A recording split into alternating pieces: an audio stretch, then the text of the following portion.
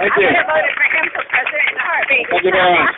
I did when he was in the primary years ago. Yes, too. I unhappily believe that what Jack and I shared at Notre Dame and what others around the country have experienced over the years is they have sought to bear prayerful witness against the Holocaust of abortion is less an episode than a dress rehearsal. And what gathers us here today is a good illustration of why those words which have been true for several decades are now true in a way that must call us all to a prayerful consideration of the true meaning of our faith, of the true meaning of our citizenship, of our true dedication to our country. For it has been a long time coming that we would be called to stand in a way that was no longer just about ballots and wonderful gatherings where we would make a choice, but are now about the times when even in the face of legal oppression, even in the face of legal intimidation, even in the face of abusive government power, we must stand to bear witness to the truth, no matter what.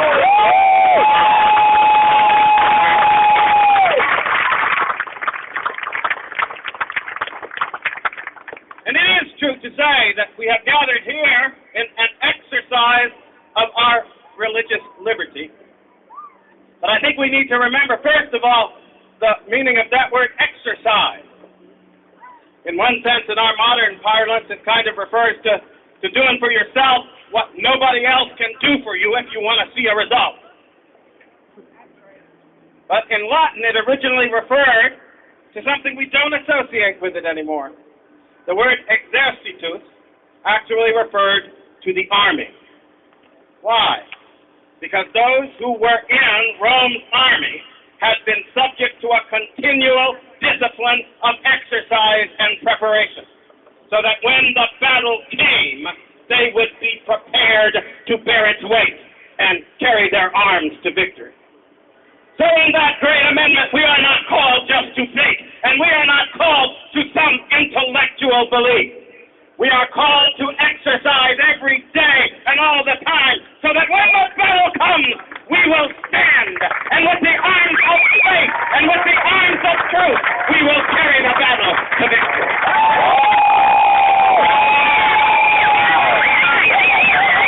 But I also want to say that I think we're wrong if we believe that that battle is somehow about any version of a sectarian cause.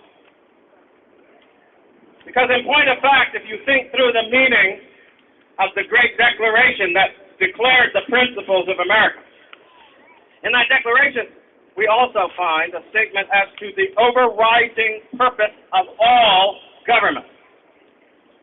It starts with the famous words, "We hold these truths to be self-evident that all men are created equal, that they are endowed by their Creator with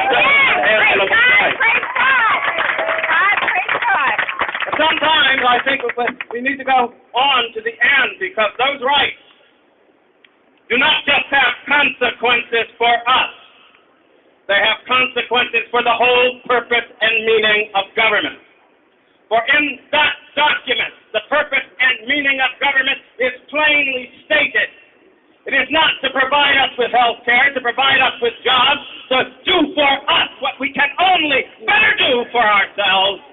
Rather, the first purpose of government, that which the Constitution was designed to achieve and serve, is to secure these rights. That's right. Now here's the rub. I want you to ask yourself a simple question. I presume that if it's to secure rights, government does not exist to secure and promote wrong. That's pretty simple. And to stand against rights, between right and wrong, if we see no difference between right and wrong. What is the faculty? What is the God-endowed faculty of our nature? Whereby, whether we are inclined to do right or inclined to do wrong, that still small voice will call upon our reason, will call upon our understanding, will force upon our knowledge that there is a difference, a line that has been drawn. Not by us, not by our whim, not by our will, not by our arbitrary freedom, but rather by the will of Almighty God who created us and made the laws of nature and of nature's God, invoked by our founders when this country first declared its independence.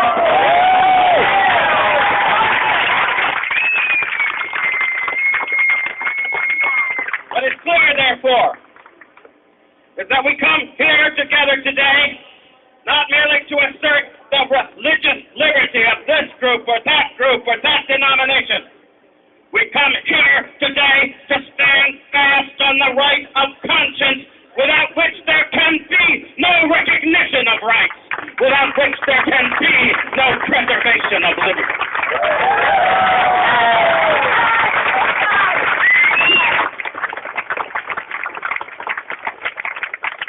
And I understand the deep and serious import of the words that I speak. And I want you to consider it for a moment in its deepest aspect.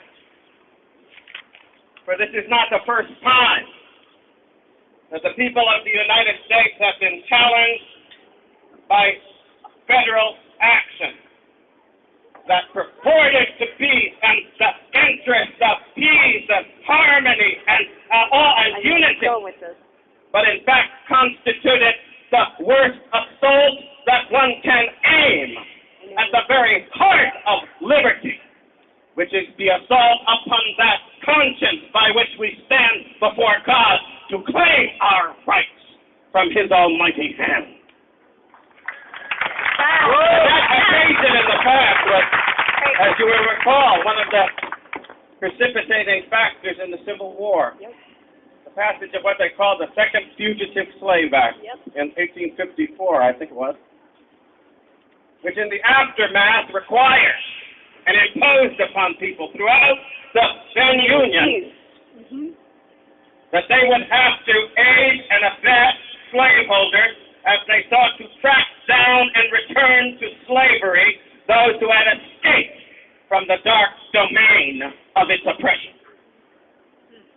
In those years, those fateful years for America, there were people called by their conscience, called by their faith, called by their understanding of the will of their Almighty God to stand against the evil of slavery and to say no to those who wish to wield government power to force them to become the instruments of evil.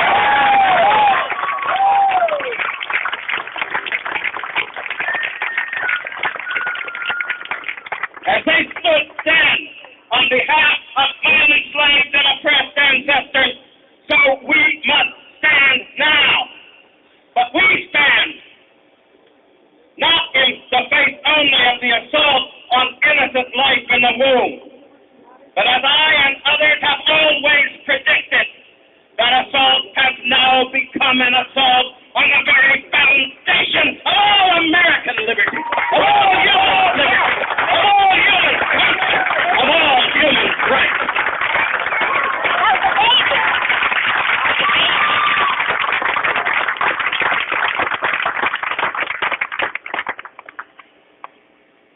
And we can't say those words, I at least cannot say them, without remembering where the conscientious unwillingness to cooperate with evil ultimately took our country. It took us into the heart of the most horrible experience any nation can have. Dreaded and awful civil war. What we must understand as we gather here is that though we have no arms and we mean no violence, yet we stand on the front lines of a battle. that reflects the truth that Barack Obama has vindicated our liberty against slavery.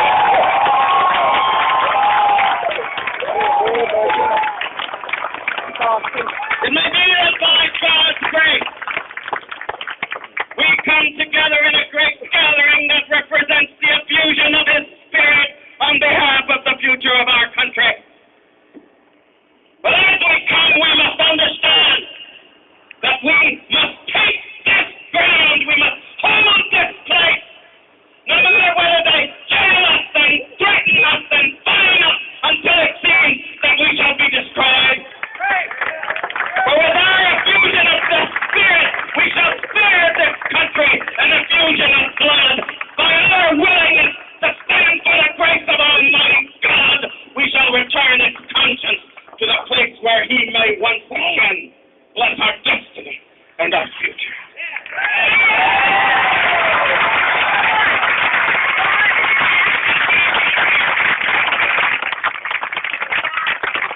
So I pray that the word will go forth from this place, even as it did once before. I can't exactly claim him as an ancestor, but my father tells me that the reason that my name is Keys, originally spelled Keys, is because my ancestors were held as slaves on the Key plantation. Oh. And in those days, you would identify a slave by his first name and the possessive that identified him with the plantation for which he worked. Right. So Sam would be Keys Sam. And many former slaves took that appellation as their last name. And you might think, oh gosh, wasn't it a burden to go through life bearing the burden of a name constantly reminding me of the oppression that marred the heritage of my people?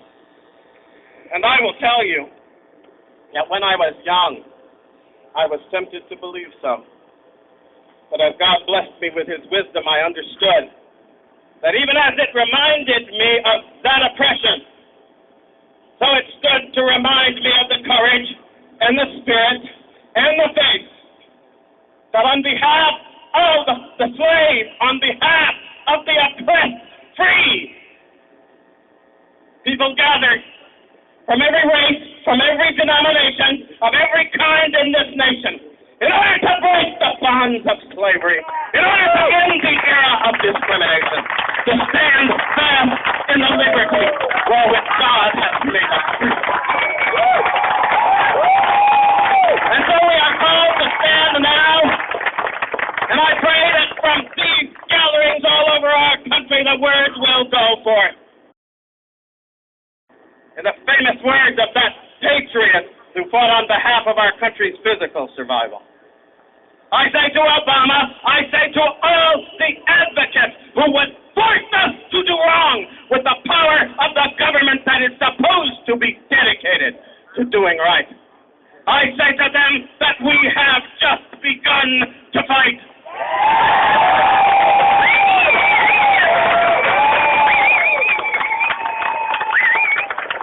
We will not vacillate. We will not equivocate. We will not hesitate. And standing on the solid ground of our American heritage and our God-revering faith, we shall lift up the arms of our